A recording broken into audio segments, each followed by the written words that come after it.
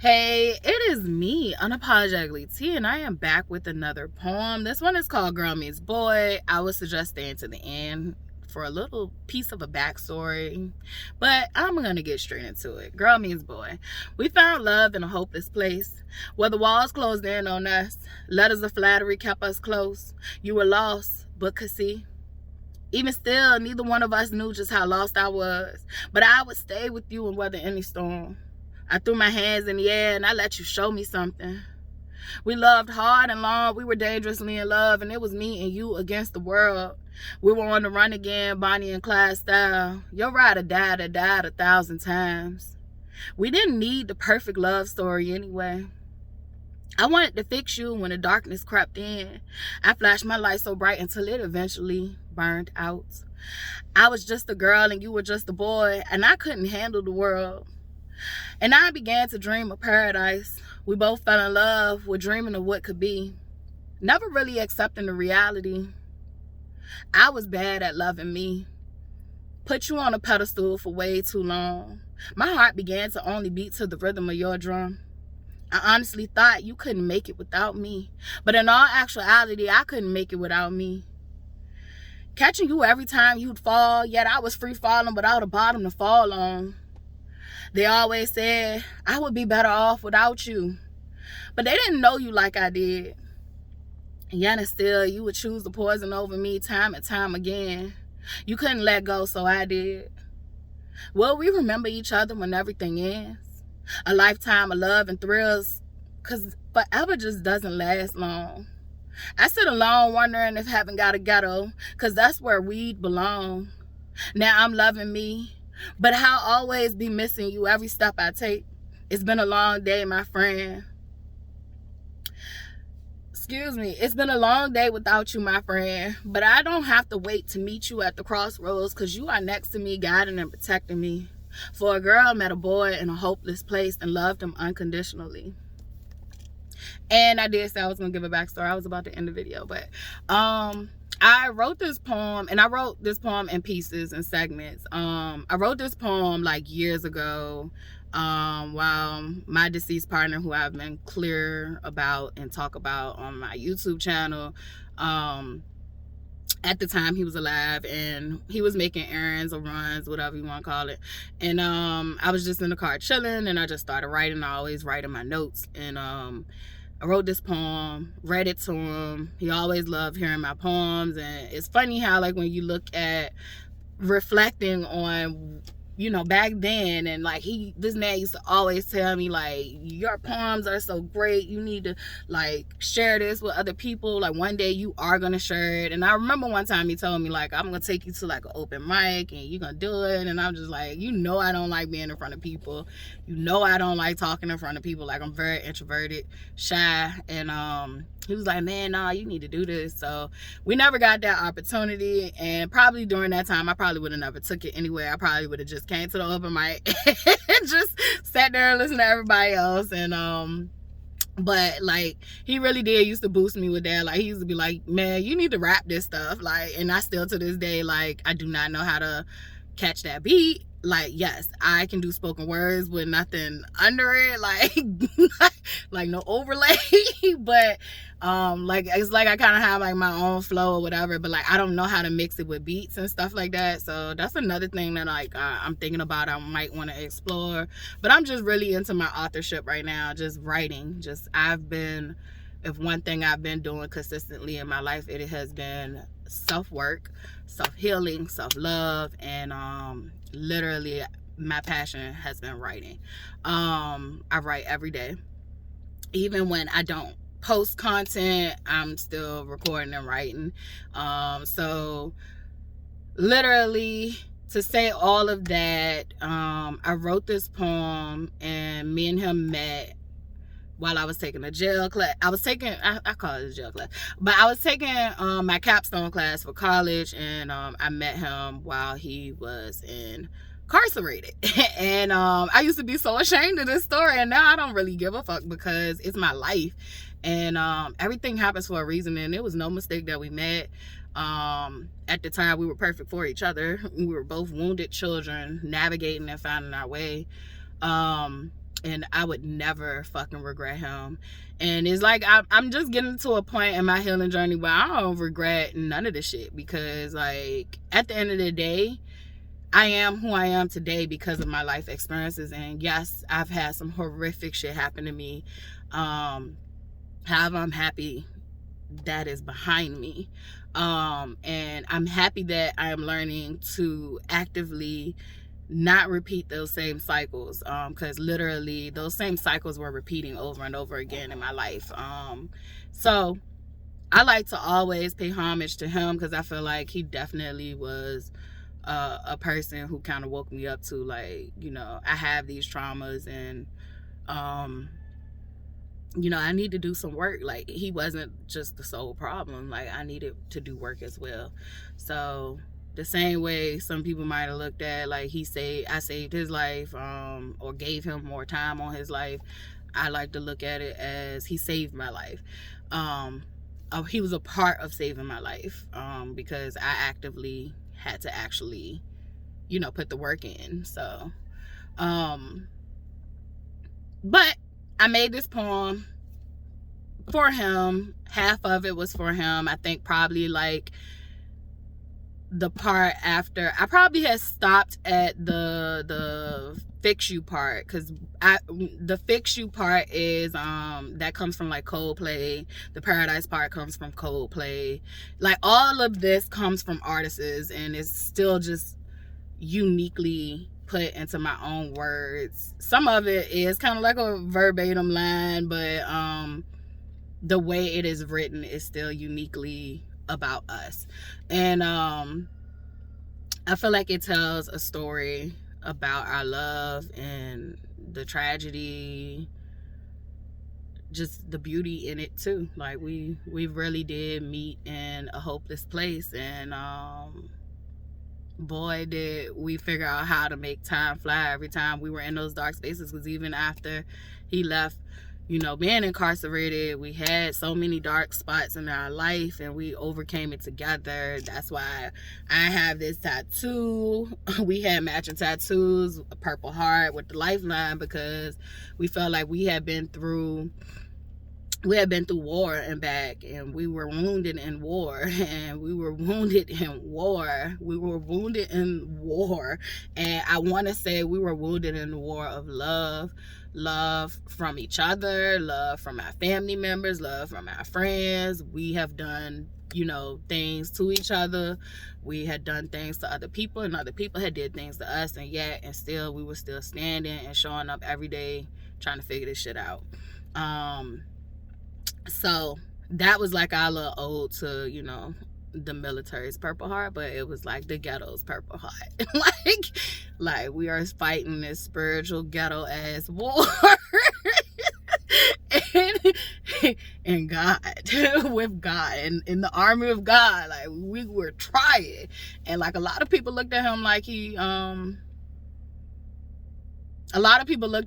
was something or somebody. I definitely did. And some people looked at him like he won't shit, or like he was, you know, I don't know how to put that. Whatever your view and perception of him is based on your interactions with him, to me, he was something so much more, because when it was just us, he was a whole different type of person.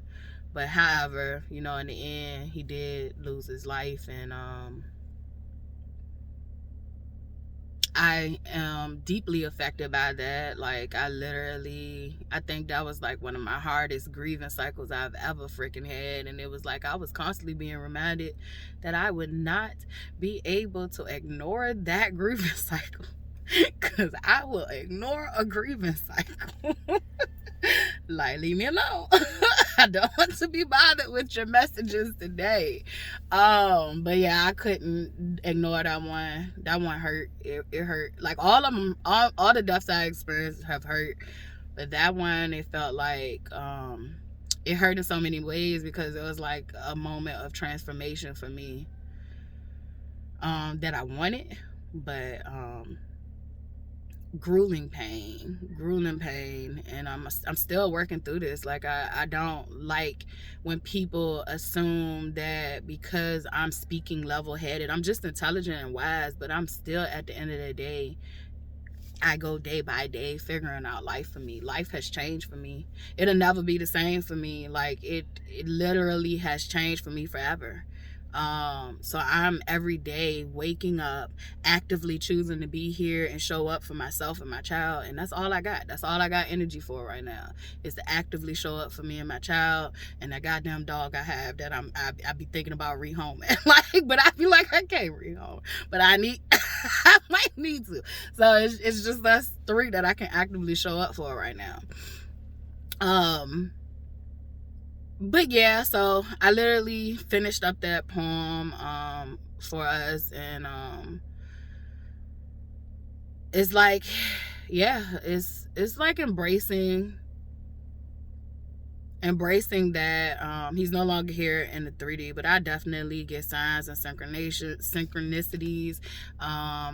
I even feel him and see him through other people. Like, that nigga be checking on me like, hello, I'm still here. Because it's like someone will say something or do something, and like I just know that's him. Like, shit, you can say whatever the fuck you want to say, but this man is telling you to communicate with me right now.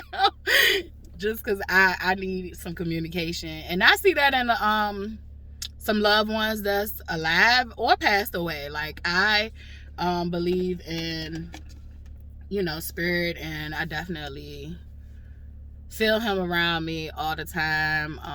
And I'm just embracing my own reality. Like, I mentioned that in the poem. Like, we were not able to accept our own realities because it was just too fucking painful. And now I've gone through a lot of the pain. Like, I can only accept the reality I have.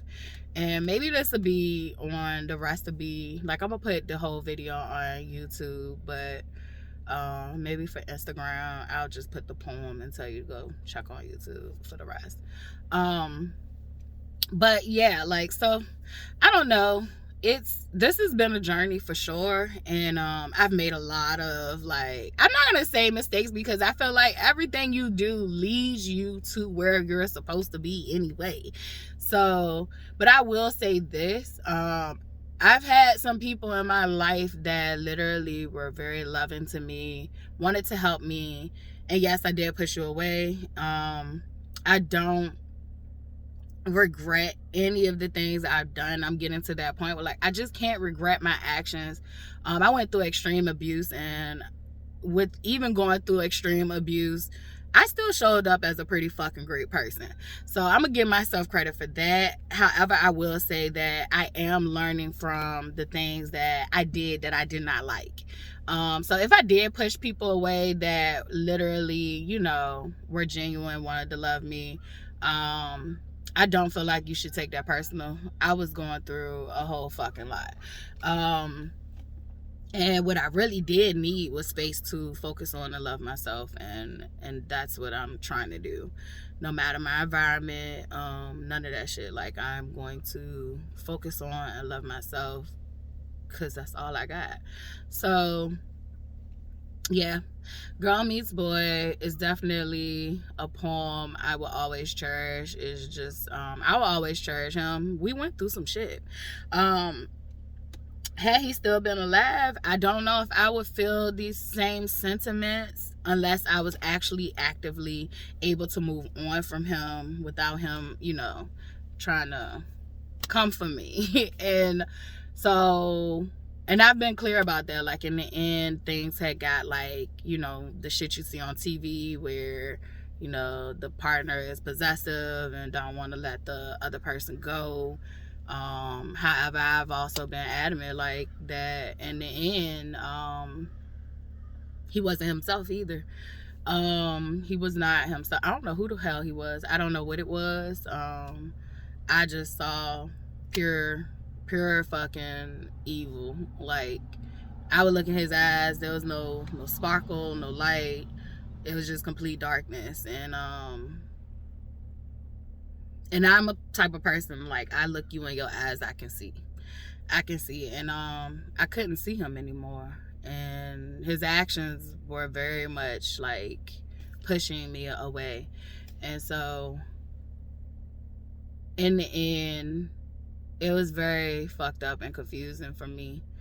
And like I said, even when it didn't get to that point, like the scary point, we still had a very abusive and tumultuous relationship. However, we both were working.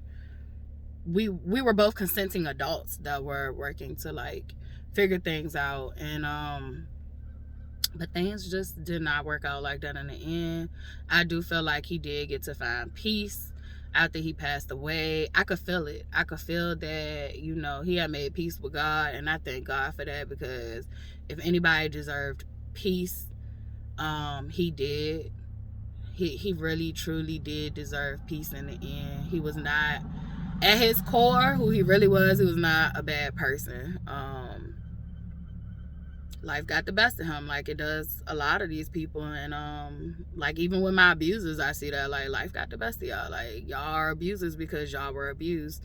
And not everybody who are abusers are abused, but a lot of them are. A lot of them are. However, I have came to this beautiful point in my life where I will not, just because I can understand it don't mean I can excuse it. Like, just because I can understand it do not mean I can excuse it. And if I show up abusive to anybody, let me go. Let me go. Set a boundary. Tell me to back the fuck off. You know, like don't let me show up like that. Don't, if you love me, don't let me do it. And you know, I've had to cut people off. People have cut themselves off. Thank you. Thank you.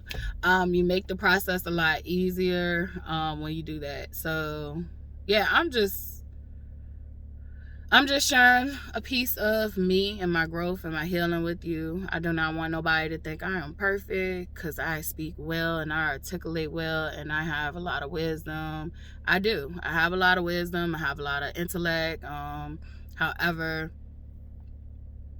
I am a spiritual being living the human experience, which means I am living with flesh, my body, which I love to give credit to for getting me this far, because Lord, the way I was treating it should have just, you know, fell apart. But you didn't. So I love you, and thank you for, you know, getting me through a lot of hard times, even including now. But like I still am a spiritual being fighting the needs of my flesh, and no, I would say the desires of my flesh, and you know, it's called mastering yourself. Like, I do not look at nobody else as my competition. I am my only competition. I am the only person that can fuck things up for me.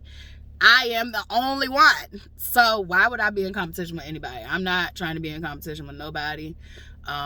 So don't compare yourself to me. Don't think that because I get on here and you see me smiling and laughing that, and I'm not wearing a mask. Like, I'm literally have found a point in my life where I can be happy even when everything is on fire. And I think that's very important, because all you need is you. Like, and I keep realizing that, like, all I need is me. Those external things that you usually typically want and desire, yeah, they make life easier, more manageable, but you gotta love you first, because you ain't gonna appreciate that shit if you don't love you. You gonna be looking like, okay, well, I still feel like I got a hole in here. Like, so I'm working on patching that hole. Not even patching that hole, mending, healing, just being whole. And I'm happy for myself. I'm happy that I'm doing this. It is hard work. It is hard work. But if you keep looking at it as it's hard work, you might not want to do it. You got to start looking at it like, what I'm currently going through right now is hard. And I'd rather do hard where I can see progress and I can see growth than to do hard and I am back, you know, in the same cycles over and over and over again. I am getting triggered by things, and I'm still giving power to other people about, you know, why I'm feeling triggered. feeling triggered because I need to work on some shit in me. Like, it ain't, yeah, the other person is a factor, but like, why would I give the power to them? I need to figure out, why am I reacting still? Why is this bothering me still? We give up too much of our power, and I realized that, like, I definitely, very powerful person, was just like, here, here, here, here. Nah, run that back, get that shit back. This is mine. Like, this is mine. Run that shit back. So I'm sharing parts of me today. I don't know why. I really didn't intend for this to be this long. I just intended to give you a snippet of the background of Girl Meets Boy. I did Girl Meets Boy because they got Boy Meets Girl, that TV show, and I was like, it should be Girl Meets Boy. But don't they got that for like his daughter or something? Or did they just do it? I don't know how they did that, but I just know I wanted to have it where it was about Girl Meets Boy. I am the main character of my life, so yeah. And this is parts of my story, and I have survived a lot, and I am in a part of my life where I no longer want to be the victim anymore. And I feel like people need to realize that there's a time and a place to be a victim in your life. You very much, when you're dealing with severe abuse, you have to go through the victimization stage. And then once you get over that, you no longer will allow those things to happen again. So you'll nip it in the bud before it happens. Now, there are some situations where, you know, things are out of your control, and that's just that. But it'll still be a different process for you once you learn what you need to learn and know what you need to know. Saying all of this, just at a point where I am grateful for the lessons and the blessings. And I kind of was already at that point, but it was like I was with these toxic people that I thought it would change. And so I was constantly getting re-triggered. Like, my anger was getting triggered. I was never really releasing my anger like I should have. Like, so it's like now, like, I don't let everybody know how the fuck I feel. Just about, that was a factor, a main factor. The people that were fucked up and shiesty, they no longer have access or space in my life. And however, even when you start to remove those people, like, life will send you situations, experiences, or different people to see, are you really, really done like you say? So just keep that in mind. Like, you can cut those main people in your life that were abusing you, but the universe will send you people and situations and scenarios and see, hey, have you really learned? Are you really done? And these are all lessons, and you can get through it. If I can do it, you can do it, because I'm just like you. Like, I'm just like you. I'm a spiritual being living a human experience just like you. If I can get through it, you can get through it too. It is work. I think that's why a lot of people choose not to heal. They choose to stay stagnant or in their comfort zone because it is work. I'm gonna take that leap of faith every time. I'm going to bet on me every time, because for far too long I was living life for other people and doing it like they wanted me to do it, and I'm just done and over with it. Like, I'm artsy as fuck, and I'm still like very, very, very deeply in love with science. I'm deeply in love with history. I'm deeply in love. I feel like art is expressed through all those things. Like, all those things, art is expressed through all of it. So I am deeply in love with learning. It doesn't matter the subject, but I have tapped back into my artsy that's been with me since I was a little girl. It actually, I didn't know about coping skills and all that stuff, but I literally would be in my room, you know, doing different art projects. And I always wanted to paint when I was little, but we couldn't afford the real acrylic paint, so we had that little like watercolor, or that tempera, whatever you call it, that that shit that don't. So I never really got to paint like I wanted to, but it would have been dope if I could have like tried to figure out how to make it look good with the paint I had. But no, I couldn't. My daughter loves watercolor. It's funny, but I watercolor myself to death. I don't even like it no more. But yeah, I'm just tapping back into the things that I pushed away. That's another thing, like, I'm learning. It reminded me of the Jeezy song, like, Shine On Me or something, I think. And it was, like, everything that, like, I think he said everything I ran from or pushed away, like, I had to end up going back to it and living through it or experiencing, like, I don't know verbatim, but, like, that's what it was. And I found that to be me, but however, it's, like, it's the opposite for me. Like, it's like the shit that was hard, I walked through and I kept going through. But like, it's like my dreams are now popping up for me. Like, you pushed me away because you were scared. Like, you pushed me away because you felt like you wasn't good enough. You pushed me away because of this. And it's like these things are popping up, and it's like I'm now ready to, like, put effort and put, you know, forth effort in this, and actually do these things, and I'm proud of myself. And so I am having to go back and revisit the good things that, like, I pushed away. Like, I pushed away me sharing my words with other people, and I do know there was a lot of factors in that one. So personality type, definitely.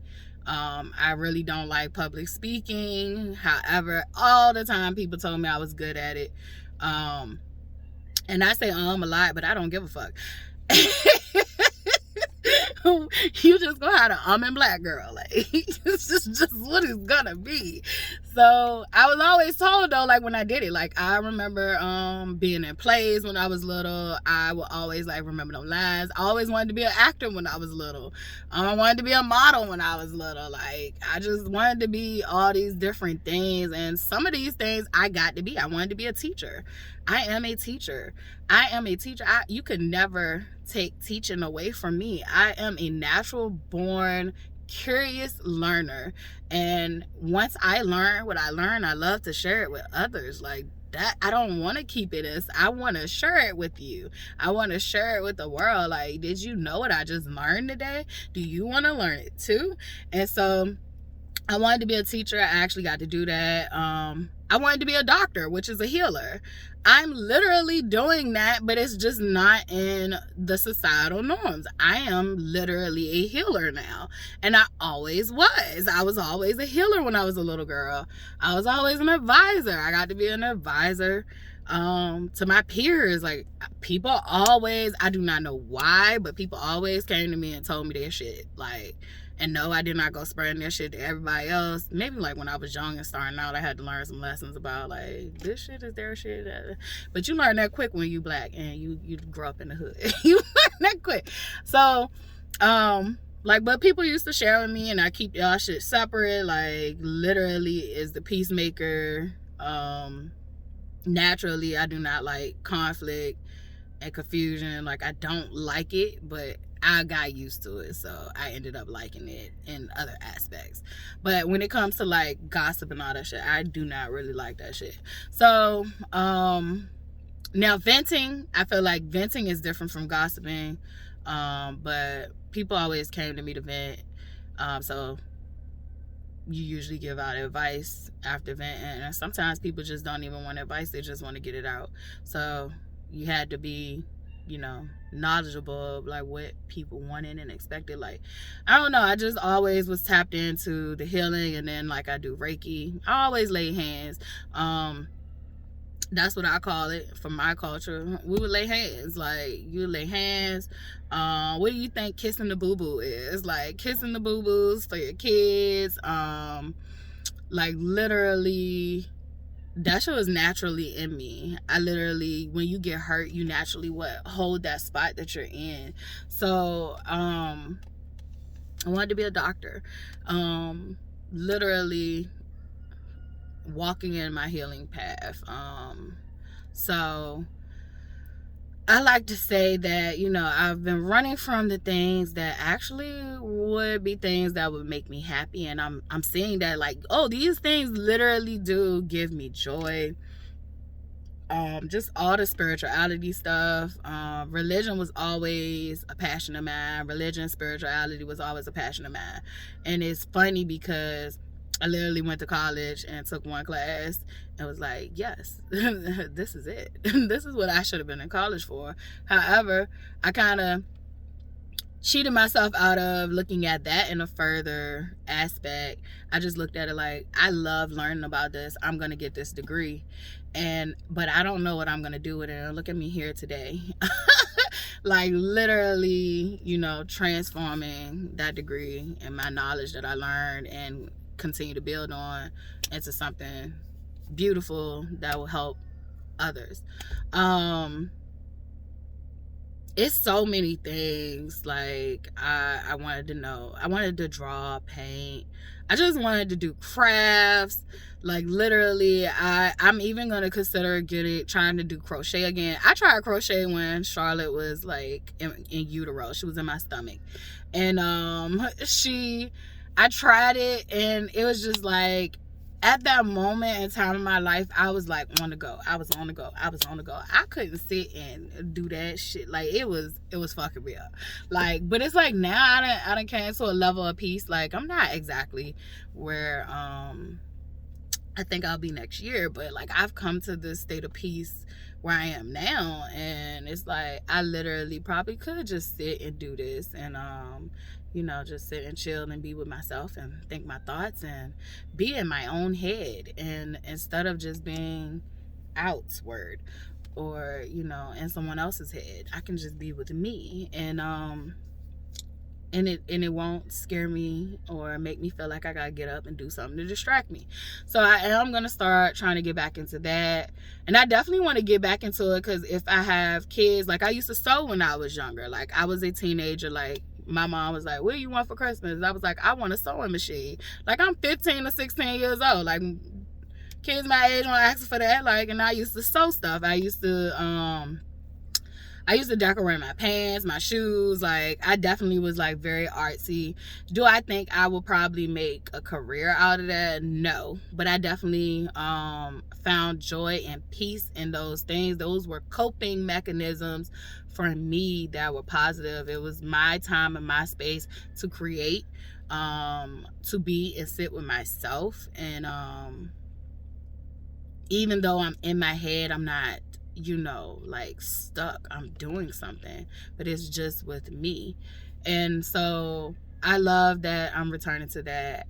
This video has turned out to be something completely different than what I thought it was going to be, and I love those moments, like just going with the flow of things and being okay with it. So, but I am going to try to cut this video off. I just want you to know that it is work to heal, to get through the things you've got, you know, like you've went through. And I feel like I'm just at a space where I don't give a fuck about them people that hurt me, harm me. They will not get the chance to do it anymore.